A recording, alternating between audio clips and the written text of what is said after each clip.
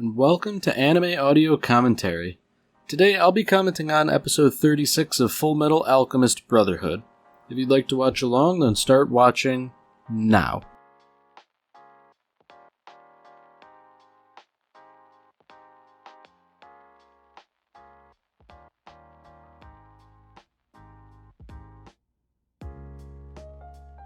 So we're catching up with Hohenheim after that last episode where he was sort of seemingly becoming resolved to do things. I have to say, it's rather unsettling that he would just sort of dig out a little bit of his flesh and that it would just sort of seep into the ground in the manner that it did, you know. It really seems to indicate that something's going on here, and it's probably not good.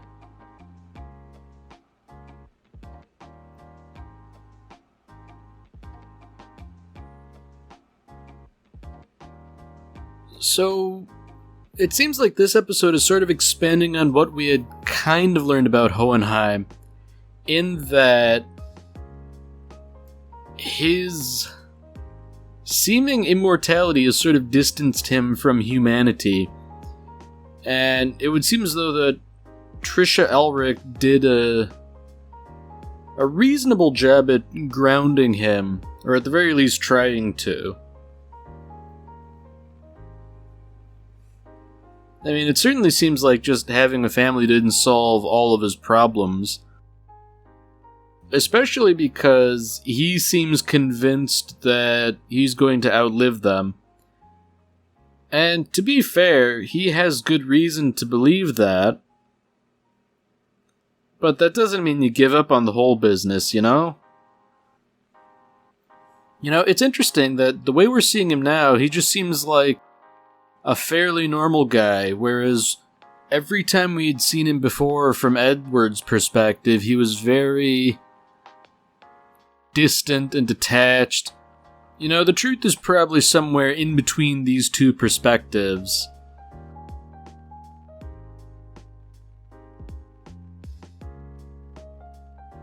So, I mean, on the one hand, he does seem distant, but it's not distant out of malice.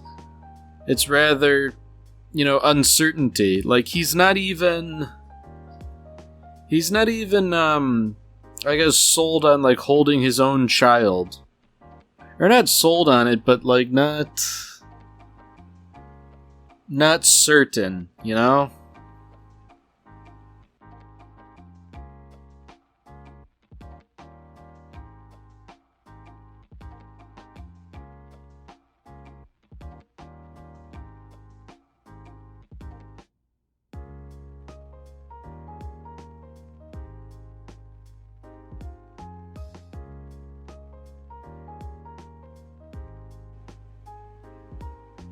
That's rather sad. So it seems like this is the picture Hohenheim had returned to get. I think the impression at the time was that it was the only picture with the four of them together. And, I mean, I can't blame him to a degree, but even that picture, not everyone is happy. So this sort of gives a new light on what's going on, you know. Hohenheim wasn't distant because he didn't care for his kids. He was distant because seemingly he's pursuing some magnum opus of great importance.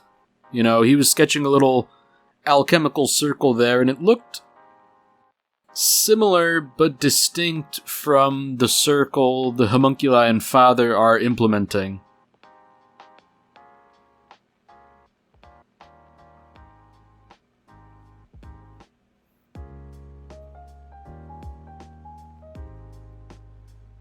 So, you know, it seems like he didn't come to this decision that he'd have to leave and go on this odyssey lightly. Because obviously, it's a big deal. It has to do with his physiology as well.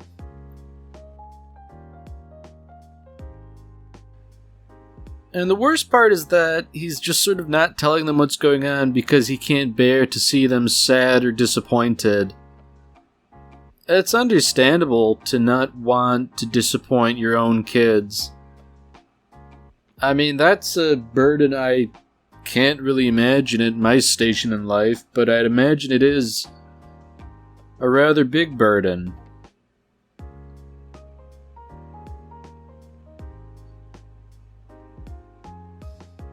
I mean, I can relate to Hohenheim in a way, because, at my age, I don't feel much different than I did from when I was a kid, in the sense that I don't really know much more or feel much more confident than I did, It always feels like there are older people who know better, but it's becoming increasingly clear that that's not the case. And I don't imagine that even an immortal like Van Hohenheim suffers from the same sort of mindset.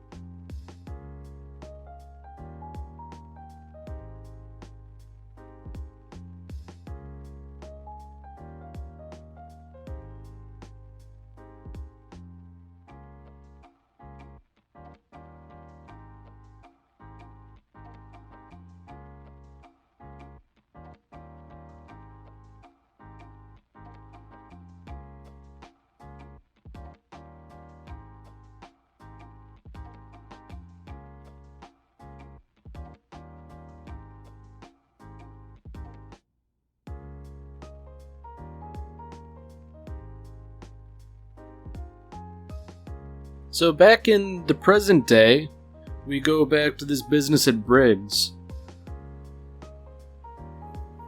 It seems like these soldiers form the advance party here, and things aren't good, They're trying to find, I guess, the end of this tunnel, and it really seems like there is no end anywhere near in sight, and they're out of radio range. So that indicates to me that this tunnel is truly gargantuan in size. And worse yet, it seems like they might not be alone in here. Sure, the horse might just be scared of the dark. Although it seems like being scared of the dark is the entirely rational thing to do, given what it is now doing.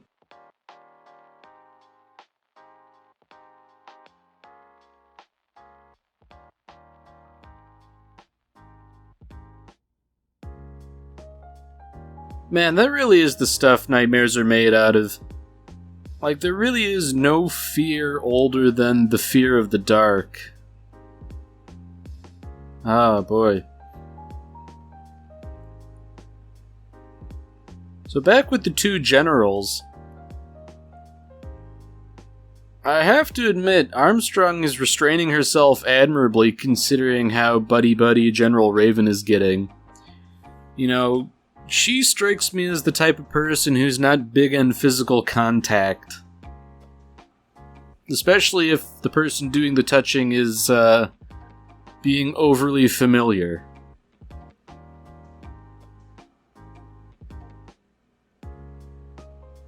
Alright, so this is interesting.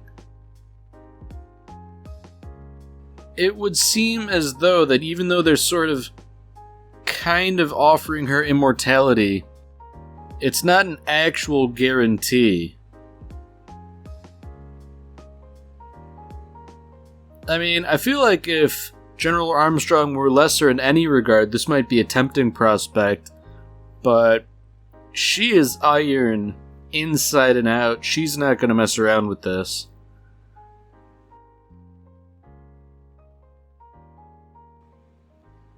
So the fact that this tunnel has been sort of exposed to General Raven, probably not good, Because on the one hand, he certainly knows about it if he's down with this whole thing.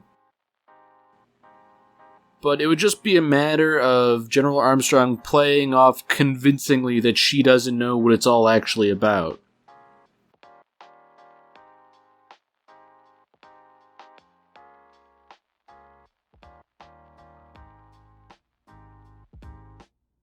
So the plot's getting a little bit thicker in that the Major refers to Kimberly as an honored guest. That's definitely not a good sign. You know, I feel like perhaps Miles is trying to tip some people off that, you know, this guy can't be trusted. On the one hand, I feel like they all know Kimberly by reputation in that he was committing war crimes like there's no tomorrow in Ishval. But at the same time... well, no, I don't know. There really isn't any good reason to trust him.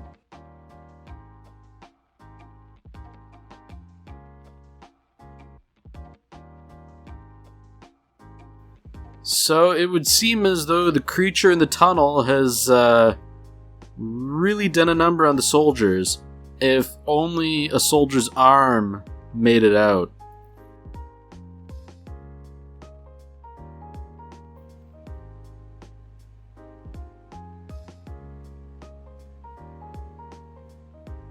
Yeah, so this is not good. General Raven just says, you know, if you want to comply with this whole business, you're gonna put that immortal monster back in the tunnel and you're gonna seal the entrance and let him get back to his work.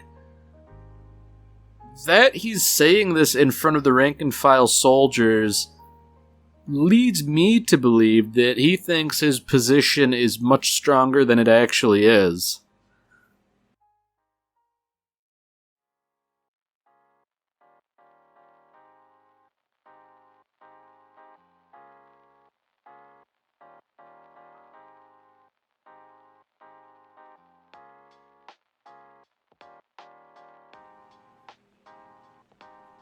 So the Elric brothers are still sort of playing stupid, as if they weren't just sort of conspiring to strike back.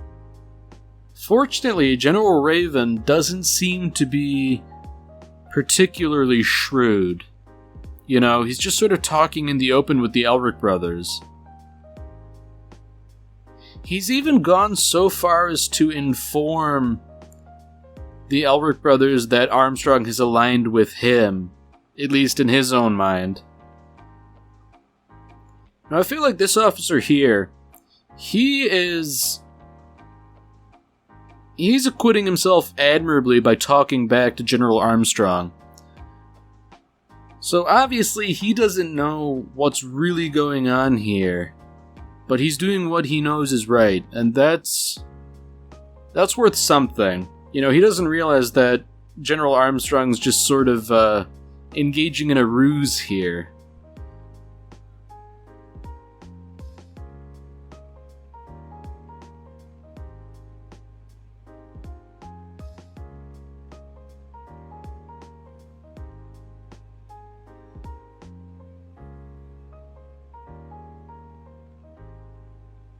Alright, so this is interesting.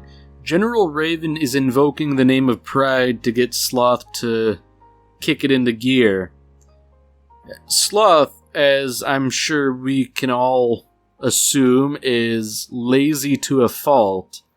But the fact that Pride says, hop to it, the fact that that's enough to get Sloth up and moving is indicative that Sloth is not someone to mess around with. And, you know, given what token knowledge I have about the sort of hierarchy of unforgivable sins, Pride is basically the worst one. You know, it's sort of like the source of all the others. So it would make sense that Pride is probably like second in command when compared to Father himself.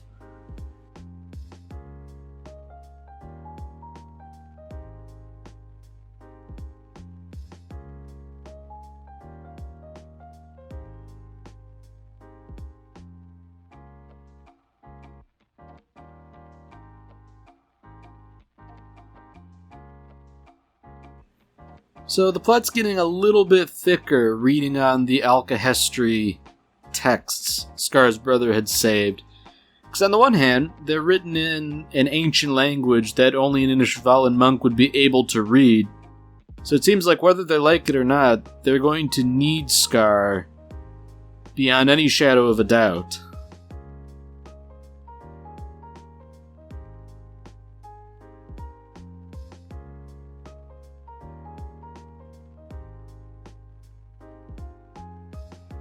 Man, that was an ominous little shot. Just showing those soldiers stripped of their cold weather gear and left to freeze. I mean, I feel like those guys didn't quite deserve it, but, what are you gonna do? Scar's not especially shy about killing people.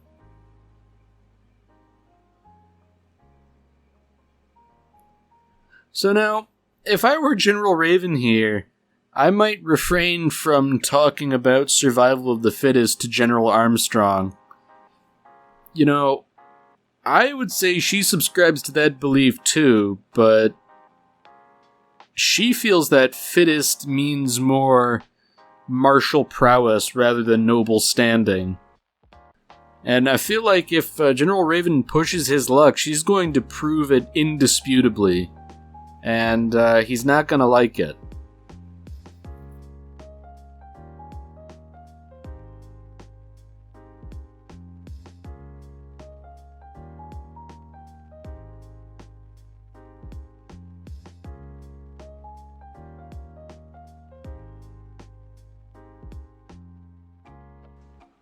So I feel like everybody is just sort of asking, questing questions here, trying to get little bits of information about what's going on.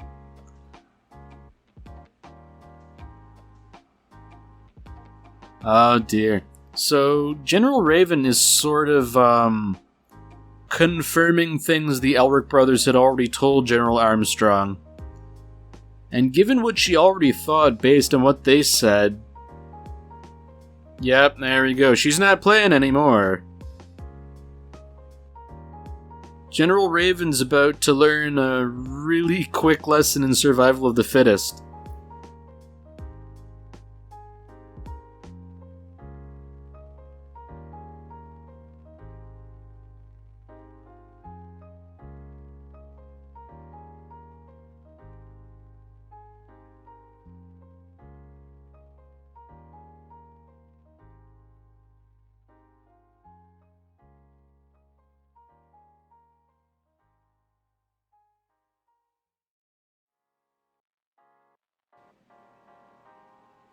Man, you know, I scarcely could think it's possible, but I like General Armstrong that much more. You know, she just kills him with a sword. Ah, man, she's burying him in the foundations like, yep, you will form a better country.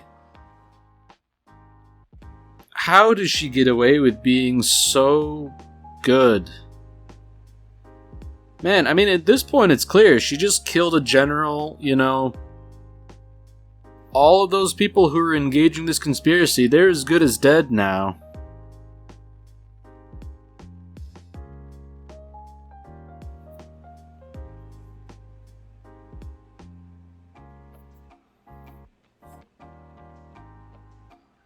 So I feel like Kimberly is engaging in a rather unwise line of questioning by sort of needling Miles about the Ishvalan War and, you know, what information do you want? But at the same time, it seems like perhaps Miles was distracting Kimberly. You know, keeping Kimberly away from the general so they could sort of kill him and get it over with.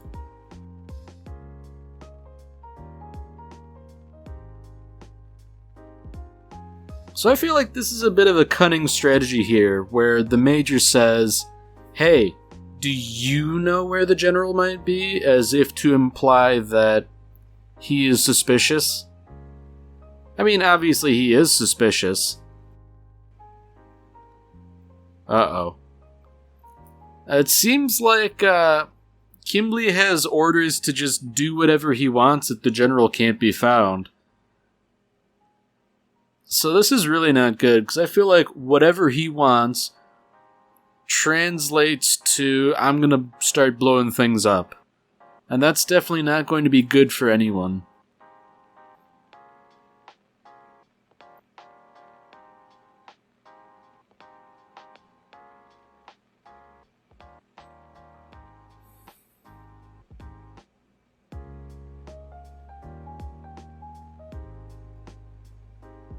Man, the Elric brothers are pretty surprised by this whole turn of events. I mean, like, I'm sure they assumed that Armstrong definitely wasn't going to side with General Raven, and that she would oppose them, openly eventually, but that she would go to the lengths of killing him. It seems to me is, I mean, it's a surprise, honestly, but, a surprise to the Elric brothers more than to anyone else, I'd imagine.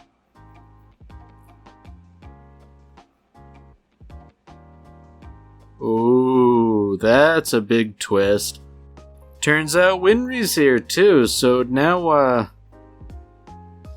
Kimberly has a really big hostage immediately under his thumb. That's rather unfortunate for the Elric brothers.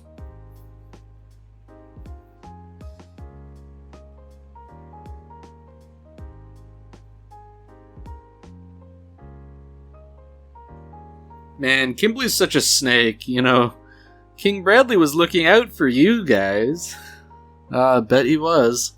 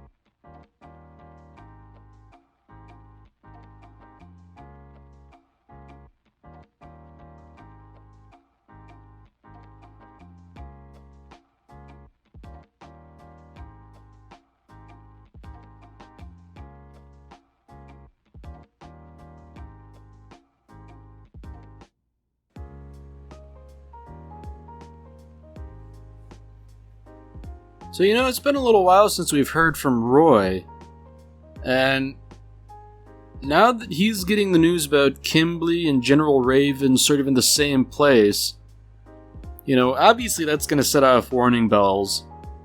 Nothing good can be going on with either one of those two involved, and that both of them are, that should be a really big red flag.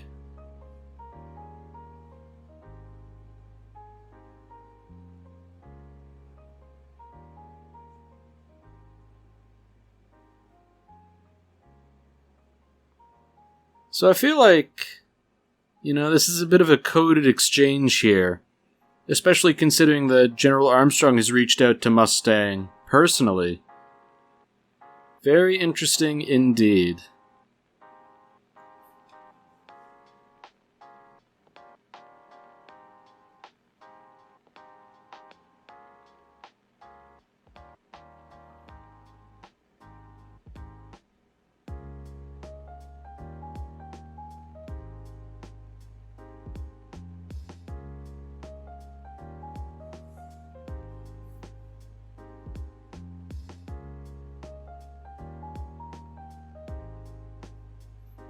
Alright, well that's it for this episode. If you've enjoyed it, then by all means, tune in for the next one. See you, Space Cowboy.